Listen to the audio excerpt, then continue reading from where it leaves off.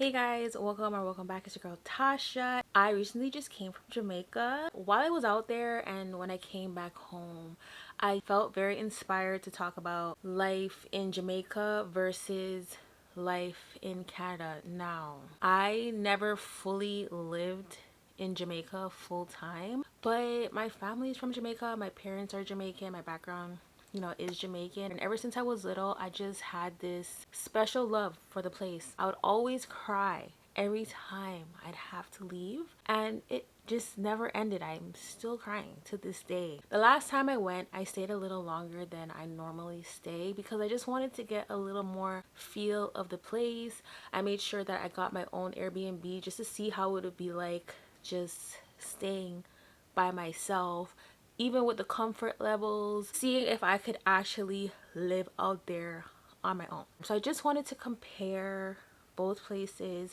and this is for people who have thought, maybe you want to travel to Jamaica, or you're planning on living in Jamaica, or you simply just want to learn a little bit more about the beautiful island. When it comes to like the small everyday differences, I want to mainly say like transportation. Even this time when I went out there, I was like, I really want to learn how to drive, because if you're from Canada, you drive on the left hand side and your driving wheel is on the left hand side. In Jamaica, you're driving on the right hand side and there's a lot of roundabouts. It's just so weird to me. I'm like, how am I gonna learn how to drive here? Because automatically I'm gonna be shifted to drive on the wrong side of the road. That is like the main thing. I probably wouldn't get a car right away. Long term, I feel like I will eventually learn it. I feel like it's one of those things where if I try it, it won't be as complicated as it seems in my head.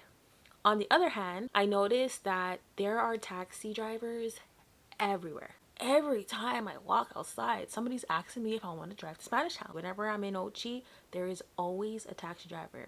Me personally, I'm not hopping in any taxi. Or where I was staying, it was easy access to get to the grocery store. Anything I wanted, it was just walking distance. So depending on where you live, you can get a lot of taxis or you can have easy access to things. I think one of the main things that it just seemed so hard for me to deal with if I was living out there, and this is like a day-to-day thing, would be getting used to the banking. When I'm out there, I usually just have to go to the machine and draw my money. But if I had to use the actual bank, I think it would literally drive me insane because that lineup is madness. Like when I look at the lineup, I'm like, this is giving KFC lineup. Like the patience that you have to have is crazy. And I remember when I was in the KFC lineup, the last time I was out there, the lineup was like wrapping around, okay? Because it was wrapping around, there was no space at the end of the line. So me and my friend were like, okay, we'll just stand here until the line goes up a bit and then join the back. But then this elder lady walked in and she literally just went to the end of the line. She just squeezed back there, but we were clearly there. So when the line moved up and then we were moving up with the line, she's literally about to cuss us like, what are we doing? And then I was supposed to be like, well, we were in the line. Did I say? I was like, I'm like, oh, we were in the line. And then she's looking at us like, no, you weren't. Like, I'm in the line. And I was just like, you know what? It's okay. I'm really not trying to argue with her. I just can't see myself arguing with like an older lady like that. So I told me and my friends looked at each other and I'm just like, okay, whatever. What was crazy is that mid going down the line, she was like, oh, I'm still in the line. I'm just gonna have a seat. Telling me after you literally walked in front of me and had no care that I was literally here before you. Now you want me to hold your space. And being the good person that I am, I just held her space. She literally just ran back into the spot right when the cashier was about to take my order, like thinking I wasn't gonna let her go back. Like, I'm not like you. And I noticed that people like to come in and out of the line. They'll come in the line, then they'll be like, oh, I'm just gonna go do this and I'll come back. And they expect you to just hold their space in the line. I don't like, what do you think this is? So you just show up, you leave, and then you come back. Things like that, I feel like it would just, I mean, I would probably get used to it, but I would highly be annoyed. But when it comes to the way I see people treat each other back home, I remember growing up, it's like you couldn't pass by somebody and not say good morning, especially if it was an elder and you just walk by and they will chat you to like your mom or your dad, or just everybody saying how you passed them this morning and not even say hello or good morning. I just always knew to always say hello, good morning, because I don't want to give anybody the opportunity to just chat me for the rest of the day and the rest of my life. I feel like there is more manners when it comes to being in Jamaica. Canadians, I feel like they have a lot of manners. These days, a lot of the people in Canada, to me, don't have a lot of manners. This is like the new Canada. The old Canada, we have manners. But things have changed a lot. We've had a lot of people migrate to Canada, and a lot of them don't have manners. And I don't care, they don't have manners. Like, I would literally be in a line, and sometimes the people who I know are not from here, they'll just walk in front of me like I'm invisible. And this wouldn't happen like once or twice or three times. This was like a daily thing, to the point where I'd step back and I'd watch it happen to other people. And I would literally have to say, like, we have manners here. You cannot just do that. When it comes to shopping, like I've said in my previous video, shopping experience in Jamaica is not that great, and I feel like it's because of many reasons, which I'll get to down this video. I've noticed that it's been shifting a lot in Canada. It used to be very nice. You used to get good service, especially when it comes to food. Canada's getting bad with that too. With the price that they want for food, you're not getting good quality food. Like, what do you mean it costs $20 and you're giving me $2 service? Like, what? For example, when I used to live at the other end of my city, the quality of the food was garbage. Okay, I couldn't even buy from certain food places anymore, especially Tim Hortons. If you're from Canada, you know Tim Hortons has gone down the drain, and Tim Hortons is like a staple to Canada. When I moved to the next end of the city, I want to say city, like the next end, I was on one end, now I'm on the other end. I could actually go to Tim Hortons. I was like, this is how Tim Hortons is supposed to taste like. But then when you look at the difference of even the people working there, I see why. There's a lot about it on the news. I don't want to go into that, but they would hire people that, to me, did not care. And I think a lot of times people would be like, oh, you're being racist, or you're being that. No.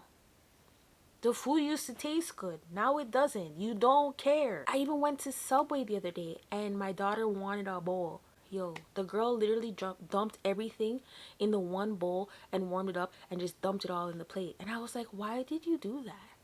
Why did you just mix up the chicken and the rice and everything and warm it up and just throw it on the plate? I'm like, look at the picture. It's not even for me. If it was for me, I'd probably be like, okay, cool, but I don't want to give that to my daughter. She's like, it's just easier to do it that way. You guys, this was Subway. I couldn't believe. If I see that's how you're gonna deal with me, I just simply don't go back or just make my food in my yard. When it comes to work opportunities, I feel like there could be more working opportunities in Jamaica. For example, when every time I see the road, I get irritated because I'm like, this is so much opportunity for people to have work. The road them need to fix. I'm like, this government, I want to have a talk. Like, I want to sit and talk to them and be like, the people them could be having a job and the roads could get fixed. More times I'll be in a car and I'll be like, there is a cliff right here. There is no guardrail. But that's only some places. That's not everywhere. This is because I'm in country in Ochi. If you're in Kingston, I don't believe the roads are like that. When I was there, it seemed more modernized and the roads seem fine. But if you're in places like Ochi and you're driving on those hills, I know that's not for me. And the pay is not good. I just googled the hourly minimum wage in Jamaica. I know this is probably not the exact numbers, but I know it's low. Even when I heard it the other day, that can barely go groceries. Like, it's saying right here, the rate translates to an hourly wage of 400 Jamaican dollars. That's $16,000 per 40-hour week. That is nothing. $400, that's $4 an hour. Like, with the price of gas, with the price of food, rent, it depends on where you live. Rent could be a little cheaper. Ochi would probably be a little, like, it would probably be more, like around double, because Ochi is like the tourist area. Because even when I was talking to my mom, she's like, no, in Ochi the rent is more. The cost of living is more. This is why the people them are so miserable when you go to the counter, because they can barely buy a meal if they wanted to at the end of their shift. If they're depending on the money that they're making, it's not worth it. And I know these companies are making money. When it comes to Canada now, I was even in the mall the other day and there was like a job fair, and the amount of people in the line for this fair, and I see it all the time where there's just so much lineups for people to find work, and there's not enough jobs available out there for people. I don't care what they say. And with them not having a lot of jobs available, that's why there's so much crime happening in Canada right now. That's why there's so many jewelry stores getting robbed. That's why there's so many home invasions, people even dying. Like, Canada has turned mud. Like, it's crazy. And I know it's because people are not making enough money. The youth them can't even find a job. So if they can't find a job, what are they going what are their options going to be? It's not going to be anything ethical. It's not going to be good because they don't even have parents around them to even guide them, to show them a different way. Their parents are out there working to keep a roof over their head. Like, I'm not trying to make excuses, but the system is not nice. That's why it's like I look at things like, do I want to move away? Because Canada is like gone to shambles. Like, I don't even like it anymore. It's not the same. It's not the dream that people think it is. The Canadian system is not what you may have heard in the past. It's changed. And if you want a video on that, and I can let you know how the healthcare system is like, how the groceries down here is like, how the rent, how the mortgage down here is like, and just everything about it, let me know in the comments and I can get a video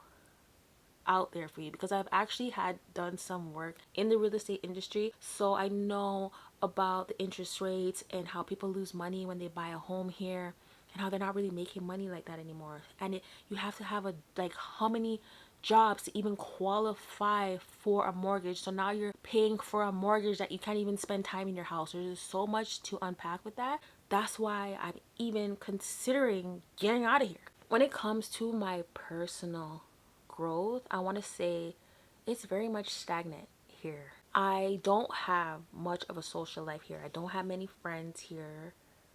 I could probably count on my hands the amount of people I even speak to. It gets worse as the winter months roll along because the weather isn't nice. I'm a person, I function based on climate, based on the weather, based on how I could function in the weather. When I look at Jamaica now, I would grow more there because I'm more around the things that I love to do. Me being around the water, me being able to go to the river, me being able to have the sunshine. I feel like I eat better out there. I just have more people to talk to. Here, I feel like there's bare crab in the barrels here. There's bare bun mind people here. You'll have friends, especially on Instagram. It just has so many people there from my past that it's like, it's so cringe, because it's like, I know you guys are just watching my content and I feel like you guys just want me to fail. A lot of them, they don't even talk to me. They don't like my shit. They just look, right? I just feel like it's a space for them to look. I feel like because the people them here are just going through it, they want you to go through it even worse than they are. Bro, we're all going through it. We're all suffering from the grocery prices. We can barely buy milk, eggs, bread and butter. When it comes to Jamaica and Canada, there are so many misconceptions I can talk about. When it comes to Jamaica, I feel like people think it's super dangerous. When it comes to Canada, to me, it's probably equal. Anywhere is dangerous. Badness will follow what it's supposed to follow. If you're bad out there, badness will follow you. If you're good, goodness will follow you. How much things have been happening in Toronto every day? There's a shooting or a robbery. You can't even walk in the mall at peace with your family anymore. You have to have your kids close to you because anything could pop off at any second. If I know the jewelry store is at exit 6, I don't even stay on that side of the mall because it's like the jewelry robberies are just normal. And what the Canadian government wants people to do is to just leave your car keys at the door so that if somebody comes in, don't worry, they just want to take your car, so just leave them the keys. They're so prone to this, it's crazy. Both places, if Jamaica is scary, so is Canada. Other misconceptions people have, I want to say, with Canada is the healthcare system. Yeah, we have free healthcare, but it sucks. The wait times are not worth it. No, to me, it's like they could care less, you know? Another misconception is that you can come to Canada, you can find work, and life is easier. No, it's harder. It's very hard to function, for your brain to function and to stay sane, it is because you're gonna be work, work, work, and then as soon as you get your money, it's gone to bills, food to eat, to your kids, to your car. You literally have nothing left for yourself. It's very stressful. The thing is with Canada, they will make sure that you have debt to pay, so that you have to stay here and just they own you with all of that debt, and you can get a lot of credit, but it's just to hold you and to keep you. Both places have their nonsense. Another misconception, I'm gonna say mainly misconceptions with Canada because this is where I live. Don't just think you're gonna run to Canada and then life is gonna be easier if you live in Jamaica. Yeah, you'll probably make a little bit more money if you do get a job, but the cost of living, like I said, is crazy, and your mental health is at risk here. I feel like it's more at risk for me here than it is back home because, like I said, the sun, it plays a big role with who I am, how I smile, how I'm just happy. I'm just happy when I'm in the sun. But yeah, guys, that is it for my video. If you liked it, make sure to leave a like. Make sure to subscribe if you haven't subscribed already. Leave a comment down below. Yeah, thank you guys so much for watching this video. It means so much to me. And if you tuned in until the end, oh my gosh, I'm so grateful. I'm extremely, it's not even a joke, like I'm extremely grateful for you. So yeah, until the next one, I love you guys so much.